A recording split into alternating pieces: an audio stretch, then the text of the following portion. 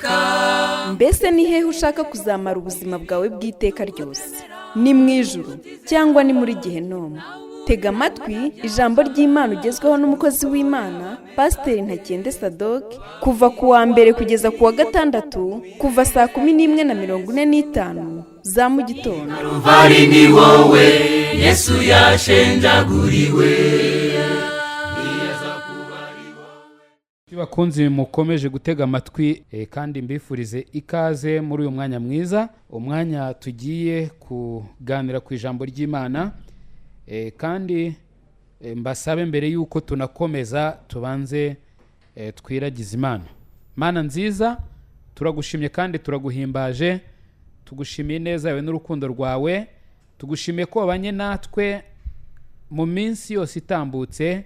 Mwami wakomeje kubana natwe, wagiye udukorera ibitangaza, ndetse mu mitima yacu hari icyo wakoze, watwigishije byinshi, waduhaye gufata imyanzuro mishya, ndetse Mwami wakomeje kuduteza intambwe mu kumenya no kurushaho kugenda dukiranuka. Warakoze rero, kandi turacyakwinginga ngo n'ubundi ukomeze kudufasha, ubane natwe, ugumane natwe, kugira ngo turusheho kugenda dusa nawe, kandi tugende nk'uko ushaka, ndetse duhesha izina ryawe icyubahiro. Uyu mwanya rero tugiye kuganira ku ijambo ryawe.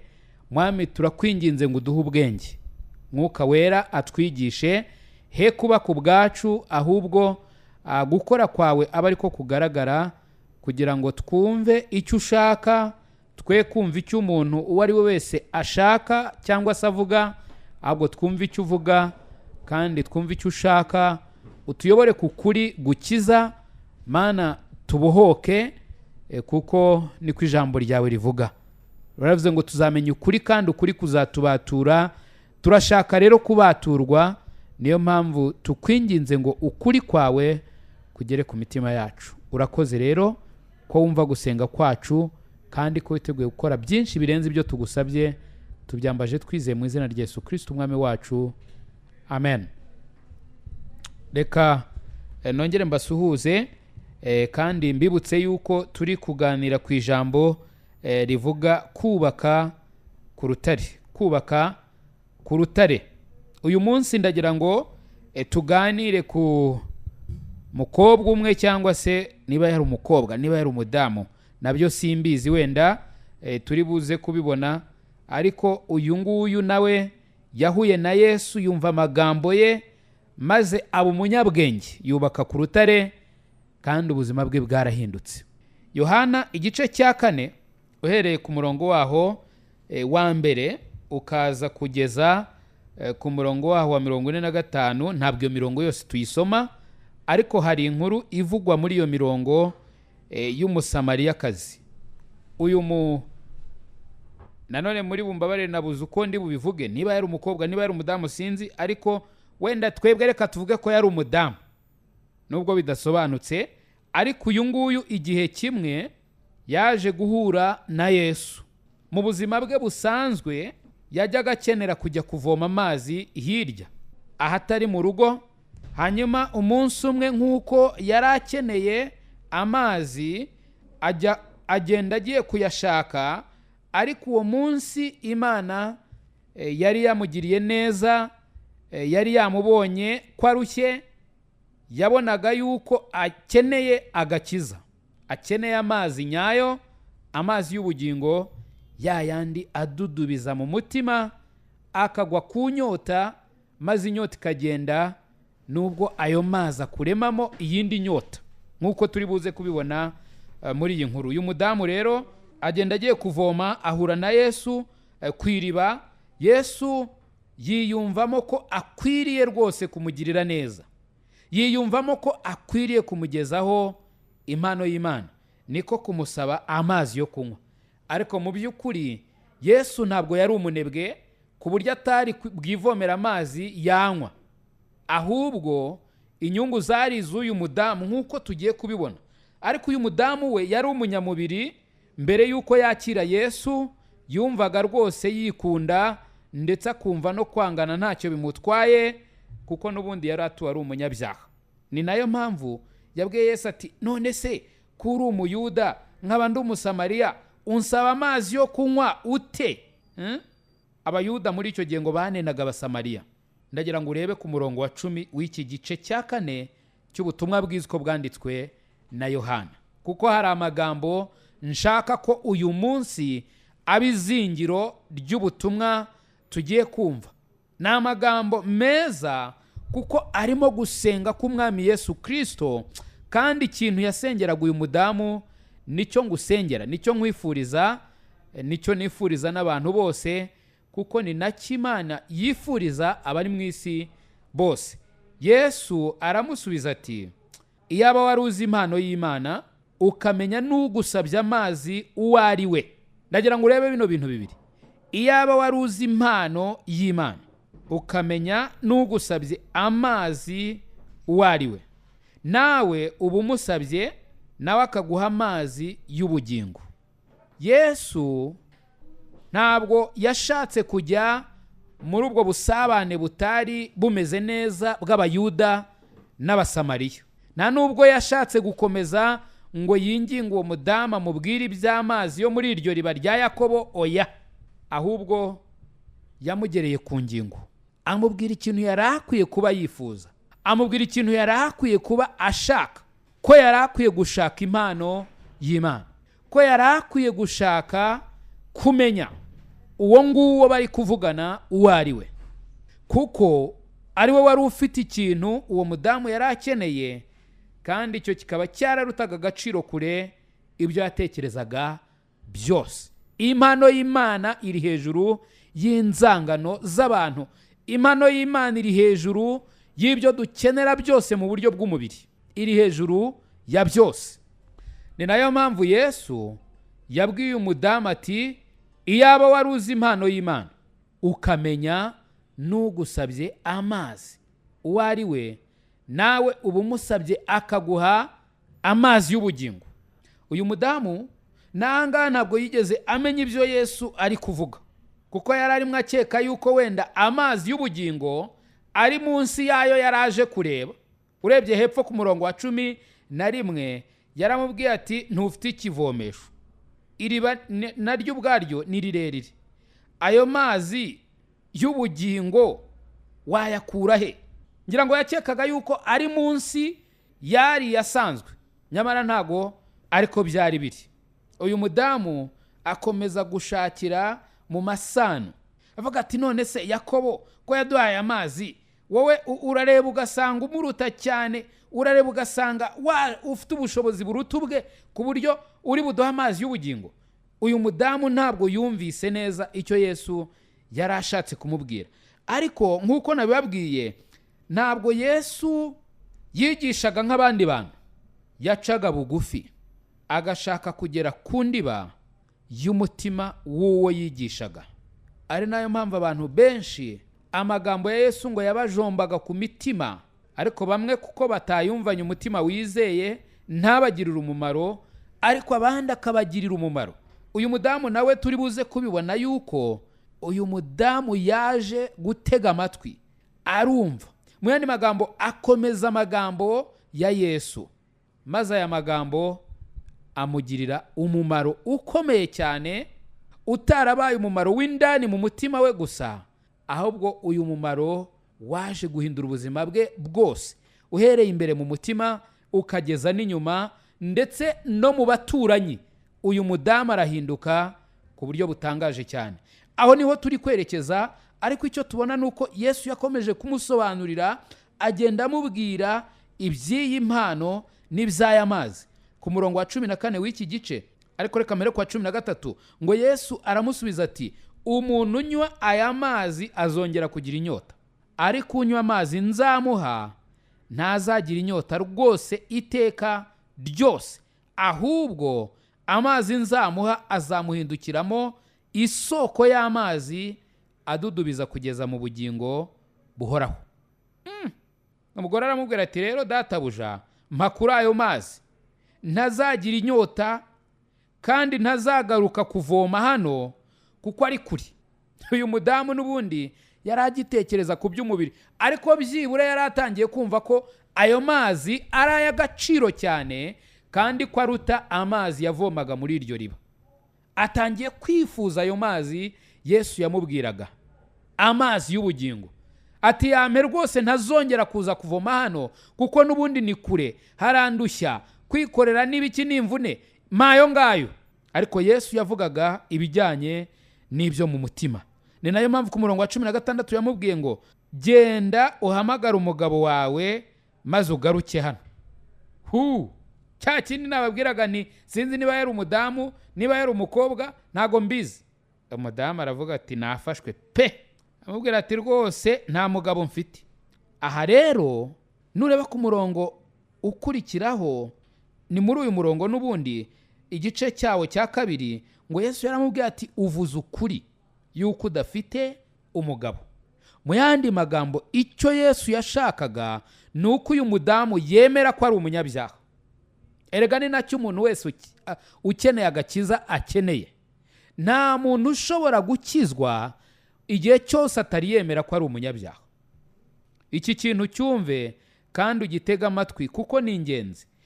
Uyu mudamu amaze kwemerera Yesu ko nta mugabo afite, byerekanye ko ageze ku gihe noneho cyo kuvuga ukuri. Ariko suzi ngo ntago yari afite abagabo, yari afite benshi batandukanye, ariko ntago barabe. Yaryamanaga nabo mu buryo butemewe, bityo ntabwo yari kuvuga ko afite umugabo. Kandi yavuga ko afite umugabo n'ubundi yari kubabeshya kuko ntiyari umwe. Yari kuvuga ko afite abagabo kandi ntibyemewe kugira abagabo. Icyemewe nuko umuntu umwe agira umugore umwe, ndavuga umugabo umwe agira umugore umwe, n'umugabo akagira umugore umwe. Uyu rero byose yari yabyishe, byari byarivanze, ntabwo yari muri gahunda y'Imana. Ni nayo mpamvu Yesu yamubwiye ati uvuze ukuri rwose nta mugabo. Kandi koko uyu mudamu nta mugabo yari afite. Yesu rero yari amugejeje ahantu heza cyane, aho uyu mudamu yari akeneye kumva ko akeneye kugorora ubuzima bwe, akeneye kubaka ku rutare, ibidahinduka, ibitajegera. Ni nayo mpamvu ubwo yari atangiye kugira inyota yo kugira ngo ahabwe ayo mazi y'ubugingo, yari intambwe nziza cyane. Arangije atangira kumena amabanga yo mu mutima we, abwira Yesu ati rero nta mugabo, ntaki, byanjye byarivanze, byaricanze, ntabwo ndi kuri gahunda. Yesu aramubwira ati aho none utangiye kuvuga ukuri. Erega umuntu yajya gukira indwara arayirata. Uyu mudamu yari arimo kwaturira Yesu, amubwira ko ari umunyabyaha. Yesu arabishima cyane kuko icyo yari akeneye n'ubundi uyu mudamu ni ukumenya yuko akeneye ubufasha. Maze uyu mudamu yumvise Yesu amugireye ku ngingo, aramubwira ati yewe uri umuhanuzi, uri umuhanuzi. Amubwira ukuntu yizeraga, amubwira ukuntu basogokuruza bajyaga basenga rwose. Aramubwira ati ahari uri umuhanuzi, ahari wenda sinzi uko yabitekereje byose, ariko yeretse Yesu ko nawe ari umunyedini. Rwose uhereye kuri basogokuruza twarasengaga kuri uyu musozi, n'ubundi haberaga ibintu bikomeye bitangaza, twajyaga tuhumvira, uri umuhanuzi. Ariko Yesu ntabwo yaraje kubwira uyu mudamu iby'idini. Ntabwo ari byo byari byaramuzanye, si byo byamugenzaga, si byo byari bimushishikaje. Reka da, yarashishikajwe nuko uyu mudamu yanywa ku mazi y'ubugingo, yabona amazi adudubiza mu bugingo bwe iby'iteka ryose, akamugwa ku nyota. Uyu mudamu akagira amahoro, akanezerwa, umunezero nyawo. Nicyo Yesu yashakaga. Hanyuma Yesu aramubwira ati, mu yandi magambo ndabivunagura, ni nkaho yamubwira ati va ku by'idini rwose, wikwirirwa ujya muri ibyo by'idini, ahubwo ukwiriye kugira icyo umenya cy'ukuri. Kuko Yesu yamubwiraga ati twebwe dusenga ibyo tuzi kandi ibyo twabonye by'ukuri. Erega Data wo mu ijuru ashaka ko abasengera mu kuri no mu mwuka, batirata udusozi twabo, batirata amadini yabo, batirata amazina yabo n'ibyo bari byo. Abo ari bo bamusenga. Atangira kumubwira ukuntu Imana ari umwuka. Imana ni umwuka. ntabwo Imana ishobora gushyirwa ahantu ngo abe ariho isangwa ibitahava, keretse wenda ibonye uruhushya cyangwa se sinzi uko byagenda, ariko ntabwo ariko Imana iteye. Imana ni umwuka, n'abayisenga bakwiye kuyisengera mu kuri no mu mwuka.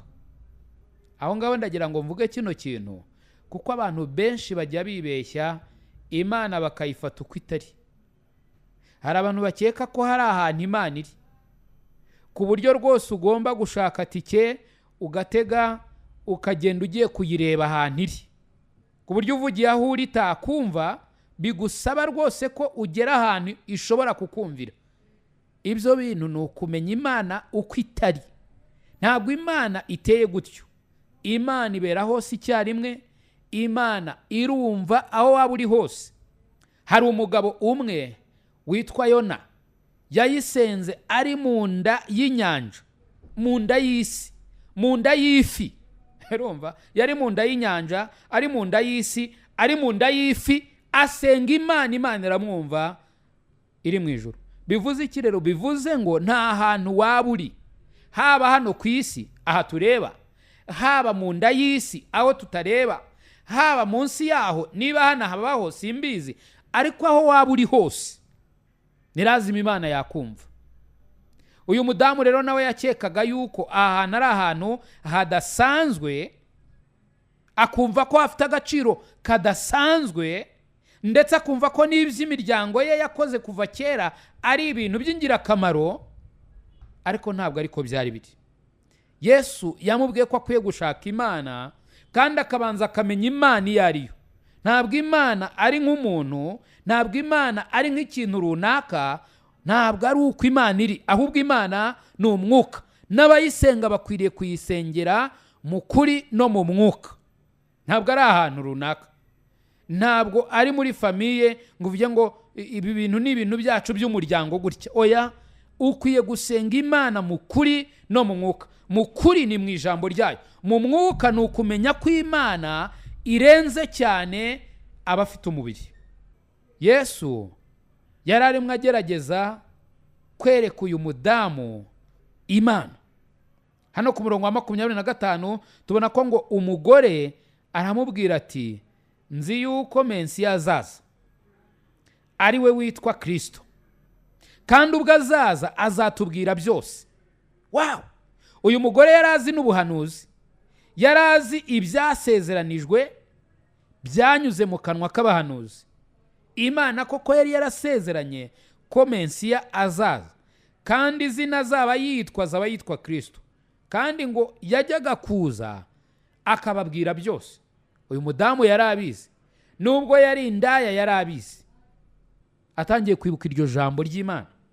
Yesu yari abizi neza ko uyu mudamu koko ageze igihe cyo kumwakira. Yesu nibwo yamubwiraga aterega, ni jyewe tuvugana. Muye na Mesiya, muye n'umukiza, muye na Kristo ukuraho ibyaha by'abari mu isi. Yumva aratangaye cyane. Uyu mudamu rero, niba wibuka ikiganiro cyose, nubwo tutavuze umurongo ku wundi, ariko urabona neza yuko yateze amatwi ijambo rya Kristo, araryumva, arongera araryumva, abaza Yesu ibibazo, Yesu aramusubiza, arongera amubwira ibyo atekereza, Yesu arongera aramusubiza. Maze uyu mudamu akomeza kugenda yumva ijambo rya Kristo, aritekerezaho, akomeza kugenda yinjira mu buhanuzi bwari buri mu byanditswe byera, akomeza kugenda areba, akomeza kugenda yitegereza, arangije ageraho abona icyo ijambo ry'Imana rivuga, ko hajyaga kuzaza Mesiya, ndetse uwo Mesiya akazaba ari we Kristo. Kristo bisobanuye ngo uwasizwe. Wasigiwe iki? Gukuraho ibyaha by'abari mu isi, gukiza abantu. Uyu mudamu arabyibuka, uyu mudamu abitekerezaho, aravuga ati ibi bintu rwose byaba ari byiza. Uyu rwose aje nkamubona namwakira. Uyu mudamu Yesu aramubwira ati erega nige tuvugana. Abigishwa ba Yesu aho bari bagiye guhaha ibyo kurya baba baragarutse, ariko icyo ntabwo ari cyo ngira ngo turebeho cyane. Wenda ikintu nizemwo hano ni ukuntu abigishwa ba Yesu batanejejwe nuko Yesu yari arimo avugana n'uwo musamariyakazi. Ntabwo byabanejeje, ariko uko niko abantu bari. Umuntu yakijijwe abandi barababara, yajya mu byaha nabwo bakamwishima hejuru. Abantu nta wabona ahantu abafata, abantu ntago banyurwa, abantu bateye ukwabo. Hari abantu njya mbwira nti ndakijijwe batoya, bamwe baturirarira abandi bati gutya na gutya, ariko umunezero uri mu mutima wanjye ibyo ntibyawunyeganyeza. Gusa aba bigishwa ba Yesu ntago byabanejeje, baravuze bati se wera kiri kuvugana n'uriya mudamu koko, mbese baritonganya mu mutima. Ariko ntacyo byari bitwaye haba kuri Yesu haba no kuri uyu mudamu, kuko uyu mudamu yari yakoze cya kintu twavuze. Yari yumvise amagambo ya Yesu maze arayakomeza kugeza ubwo yatuye ko Yesu ari umwami, ko Yesu ari Mesiya, ko Yesu ari Kristo. Kandi nk'uko biri bitubwira mu Baroma igice cyaho cya 10 umurongo wa 9 haravuga ngo niwatuza akanwa kawe yuko Yesu ari umwami, ukizera mu mutima wawe yuko Imana yamuzuye mu bapfuye, uzakizwa. Umudamu nawe yaramaze kwivugira ko Mesiya azaza, yaramaze kwivugira ko kwemera ko ari umunyabyaha. Yesu arangije amubwira ko ari Mesiya, ko ari Kristo. Hanyuma uyu mudamu ibyo hari icyo byamukozeho, hari ikintu kinini byahinduye mu buzima bwe. Usomye uhereye ku murongo wa 28, uyu mudamu ntiyongeye kumera nk'uko yari ameze. Uyu mudamu kuko yari yumvise amagambo ya Yesu akayakomeza, yari amaze guhinduka icyaremwe gishya, yari amaze guhinduka umuntu utandukanye n'uwo yari atuwe ari we.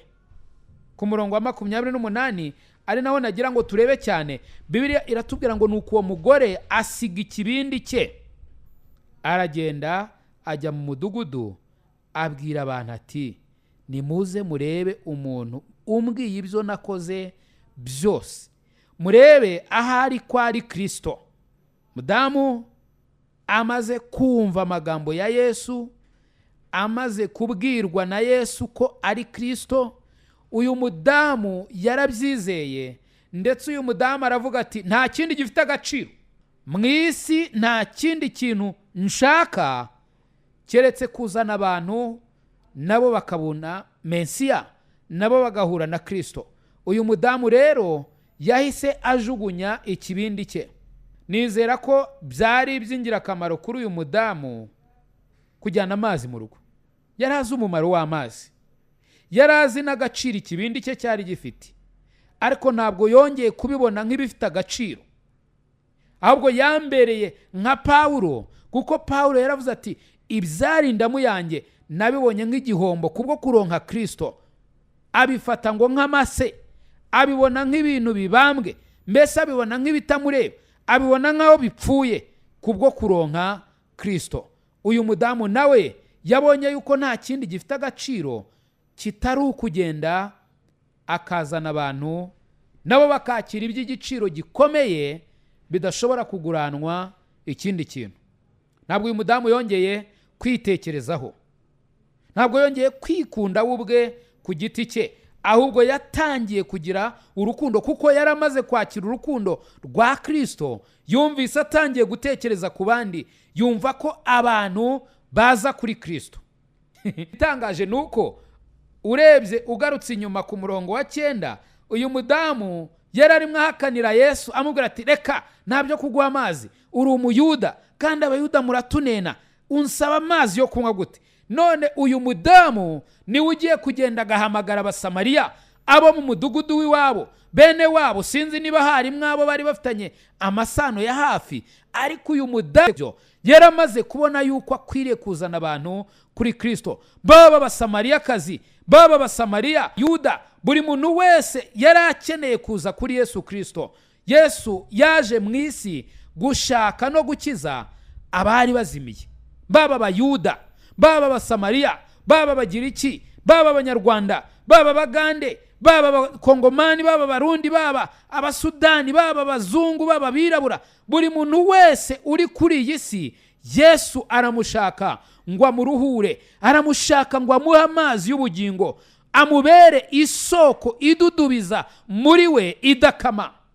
Mudamu amaze kuyinywa, amaze kubinduka isoko idudubiza muri we, yatangiye kwiruka hirya no hino mu midugudu abwira abantu ati nimuze, nimuze, nimuze murebe, nimuze murebe, murebe Kristo, nimuze murebe, mwumve, munywe amazi y'ubugingo, amazi amara inyota, amazi atagurwa amafaranga, amazi duhabwa ku buntu, nimuze munywe. Uyu mudamu agenda yamamaza iyi nkuru, maze ngo abantu bava mu midugudu benshi baraza, baza aho Yesu ari, baza aho Yesu ari. Urebye hano ku murongo wa 39 ngo benshi mu basamariya bo muri uwo mudugudu bizera Yesu kuko bumvise amagambo y'uwo mugore ahamya ati yambwiye ibyo nakoze byose. Uwo mudamu bari bamuzi, bari bazi n'ingeso ze, ndetse n'ubusambanyi bari bayizi, bari bazi yuko ahinduranya abagabo, bakavuga bata uyu nawe. Ariko aje ababwira ati nimuze murebe Mensiya, nimuze murebe umuntu umbwiye ibyo nakoze byose. Baravuga bati niki cyahindura uyu mudamu, niki cyabera uyu mudamu icy'agaciro gakomeye ku buryo yaza akitubwira. Bagira amatsiko ngo baraza basanga Yesu, Yesu arabigisha. Hanyuma ngo hizera benshi bo mu Samariya, ndetse ku murongo wa 40 haravuga ngo nuko abasamariya bamusanze baramwinginga ngo agumane nabo, asibirayo kabiri. Yesu yahise apanga kuhakorera igiterane cy'iminsi 2, niba navuga ngo gitunguranye byaba ari kuri twebwe, ntabwo ari kuri Yesu, kuko Yesu ni Imana. Yesu azi byose, areba mu mitima, amenyera iherezo mu itangiriro. Ntabwo avuga ngo Yesu byaramutunguye, oya, ntabwo byamutunguye, we yari abizi. Ariko twe nk'abantu twabona ko byatunguranye, kandi pe no kwa basamariya byari ibintu bitunguranye, zari gahunda zitunguranye.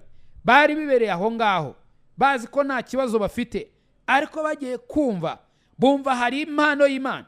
Maze uyu mudamu w'umusamariyakazi ayakiriye iyi mpano, yumva atayihererana, yumva akwiriye kuyijyana no mu mudugudu hose, maze bene wabo bakakira kuri iyo mpano. Benshi barizera.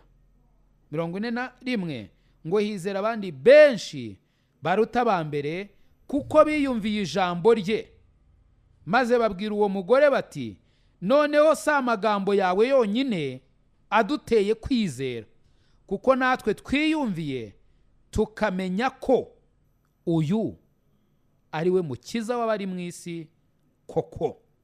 Mana yacu ishimwe cyane. Abasamariya benshi barizeye kubera uyu mudamu. Uyu mudamu yaragera ababwira ati yambwiye ibyo nakoze byose. Nicyo kintu yari ashoboye kubabwira, ariko ntekereza ko umunezero yabibabwiranye, amatsiko yabibabwiranye, ukwinginga yabibabwiranye. Ababwira ati ndabinginze nyamuneka nimuhurure, nimuze murebe mwoka byara, nimutabare, nimuze murebe Mensiya, nimuze murebe umuntu umbwiye ibyo nakoze byose. Babonye impinduka muri uyu mudamu idasanzwe, babonye bakwiriye kumwumva, babonye bakwiriye kugenda bakareba icyamuhinduye, babonye bakwiriye kugenda bakareba uwo muntu wahuye n'uyu mudamu akamuhindura, akamugirira umumaro ukomeye, ku buryo uyu mudamu ataragishaka ibyo yashakaga mbere, ahubwo akaba ari gushaka ibishya. Baraza ngo ariko bari bizeye ko uyu mudamu koko hari impinduka ikomeye yabaye muri we. Baraza none bumva amagambo ya Yesu, bamaze kuyumva iminsi 2 bakijijwe, banezerewe, bahindutse. Barangije babwira uyu mudamu bati, rero wa mudamu we, ntabwo twizeye gusa kubera amagambo yawe yonyine. Amagambo yawe koko hari aho yadukuye, ariko kubwo kumva amagambo ava mu kanwa ka Yesu, natwe tumenye ko uyu ari we mukiza w'abari mu isi koko. Mu yandi magambo baravuze bati, nta gushidikanya, turamumenye, ni Kristo, ni Mesiya, ni ukiza abari mu isi ibyaha byabo. Aba bantu bose ngo barizera, benshi cyane bo muri uyu mudugudu barizera. Mana yacu ishimwe cyane. Baba bubatse ku rutare, baba bamenye neza koko badashidikanya ko Yesu ari we mukiza. Hari ijambo nagira ngo urebe, jambo rikomeye cyane ryavuye mu kanwa k'aba bantu bahuye na Yesu, k'aba bantu bumvise amagambo ya Yesu maze bakayakomeza, bamenye koko ko Yesu ari we mukiza w'abari mu isi. Dore umudamu ngo arubaka ku rutare, maze ubuzima bwe bugahinduka, maze agashaka iby'ukuri, maze akamurika umucyo hariya muri uriya mudugudu w'i Samariya. Abasamariya benshi bakaza kuri Kristo, nabo bagatangira kugendera mu mucyo. Mana yacu ishimwe cyane kubw'uyu mudamu. Icyama nawe ukamera nk'uyu mudamu, wowe uteze amatwi uri ahantu aho ariho hose, haba mu Rwanda, haba hanze y'u Rwanda, aho waba uri hose ukaba uteze amatwi y'iradiyo, icyama ukamera nk'uyu Musamariya. Uyu Musamariyakazi amaze kumva amagambo ava mu kanwa ka Yesu, amaze kuyazunguza mu bugingo bwe no mu ntekerezo ze, amaze kumva neza, asobanukiwe ko Mesiya ari kuvugana nawe, ko Kristo ari aho ngaho, ko Kristo yamukiza. Uyu mudamu amaze kumwizera no kumwakira, yahindutse ukundi, yahindutse umuntu mushya, ahinduka icyaremwe gishya, ndetse atangira kuzana abantu kuri Kristo. Mbega umunezero utangaje! Uyu Musamariya simbizi, ariko ahari mu bo yabwiye, wenda hari abo yasambanye nabo, arangije arababwira ati, yemwe jyewe nahindutse, nahuye na Kristo, yambwiye ibyo nakoze byose, yambwiye ko ndi umunyabyaha, maze ndizera, ndihana, arangiza. None ubu ndaririmba, ndashimana Imana umunezero udasanzwe. Wenda bamwe baraje simbizi, abakoranaga ibyaha n'uyu mudamu, abamubonaga mu bundi buryo simbizi, ariko yahamagaye abantu benshi baza kuri Yesu. Mbese uratekereza ko yari gusubira mu byo yahozemo? Ari we wamaze kwibwirira abantu ko ari bibi, ari we wamaze kwibwirira abantu ko yakiriye impano y'Imana, ari we wamaze kwibwirira abantu ko yakiriye, cyangwa se muri we amagambo ya Yesu yamuhindukiye isoko idudubiza kugeza mu bugingo buhoraho. Ese uratekereza ko yari gusubira muri ibyo ngibyo? Ntabwo ariko mbibona. Uyu mudamu ntekereza ko yahereye aha. Bibiliya ntabwo itubwira iherezo rye, ariko mbona ko iri tangiriro rye rishya ryari itangiriro rikomeye, kandi ryari itangiriro atashoboraga kureka gutyo gusa. Mbese wowe ufite buhamya ki? Abantu benshi cyane bakomeje kugarira amarembo y'ijuru, aho kwinjira bagahagarara mu irembo, bo ubwabo ntibinjire, yewe n'abashakaga kwiyinjirira ntibabemerere. Twarayabonye aya magambo muri Matayo 23, ariko Yesu yararimo aburira abafarisayo n'abanditsi, ababwira ati, muzabona ishyano kuko mwugarira amarembo y'ijuru, ari mwe ntimwinjire, ari n'abashakaga kwinjira ntimubemerere ngo binjire. Hari abantu benshi cyane bitwa ngo ni abakristo, bahagaze mu marembo y'ijuru ntibinjira, ariko kandi babuza n'abashakaga kwinjirira. Bazabona ishyano. Ariko ntabwo nifuza ko waba umwe muri abo ngabo. Bari ngende umukristo, ariko imirimo bakora igahakana icyo bavuga ko bari cyo. Ndakwifuriza ko waba nk'uyu Musamariyakazi. Uhereye umunsi wa none, abantu bakabona Kristo muri wowe. Abantu bakabona Kristo muri wowe. Bakabona umucyo w'ubutumwa bwiza, bakumva amagambo akuvamo. Ayo magambo akaba ari ayaberekeza kuri Kristo. Mana, icyama wowe ureba mu mitima, wowe ureba ahiherereye, ukareba mu mitima y'abantu bose bateze amatwi y'iradiyo, maze abo bose bafite inzara n'inyota byo kumva amagambo yawe bakayakomeza, kugira ngo babe abanyabwenge, babe abari kubaka ubuzima bwabo ku rutare. Mwami, ubagirire neza, abo bose ubiyereke, ubigaragarize, uhereye umunsi wa none ubaremwe mu munezero ukomeye cyane, umeze nk'uwaremetse mu mutima w'uyu musamariyakazi, maze akazana benshi kuri wowe. Mana, uri mwiza kandi uzahora uri mwiza ibihe byose. Uko wari uri kera n'uyu munsi ni kuri, ntabwo ujya uhinduka. Ni nayo mpamvu nizera ntashidikanya ko imbabazi zawe ziri bugere ku bari hepfo no haruguru, abari hirya no hino, abari hano mu gihugu hagati, abari hanze yacyo. Mwami, abo bose bagushaka bakubone. Urakoze kuri mwiza kandi kumvise gusenga kwacu, mu izina rya Yesu nimwe dusabye twizeye, amen. Imana rero ibaha umugisha mwebwe abo twari kumwe. Reka rero inshuti bakunzi, kubera impamvu z'igihe mbasezereho, nubwo mbakunda kandi numvaga twakomeza kuganira, ariko ibisigaye mwaza kumpamagara kuri telefone igendanwa ya 0783001646. aho niho mushobora kumbona, hanyuma tugakomeza kuganira ku ijambo ry'Imana. Birakwiriye yuko duhugurana, birakwiriye yuko tugirana inama, kuko burya ikara iyo ari rimwe rirazima, ariko iyo ari menshi araka agatizanya umurindi, hanyuma umuriro ukaboneka. Rero natwe turakeneranye. Niba ushaka rwose kumenya ukuri, ukubaka ku rutare, ni lazima Bibiliya irahari, kandi hamwe no gufashwa n'Umwuka Wera ibyo bintu twabifatanya tukabigeraho. Uwiteka rero abaho umugisha, mugire umunsi mwiza, murakoze. I Calvary ni wowe Yesu yashenjaguriwe.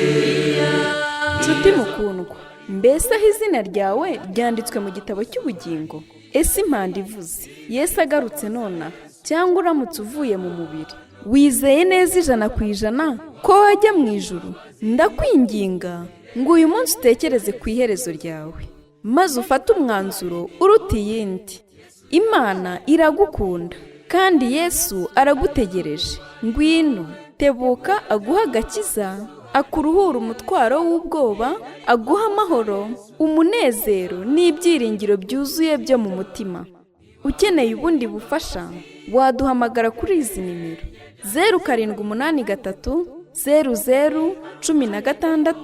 0783001646.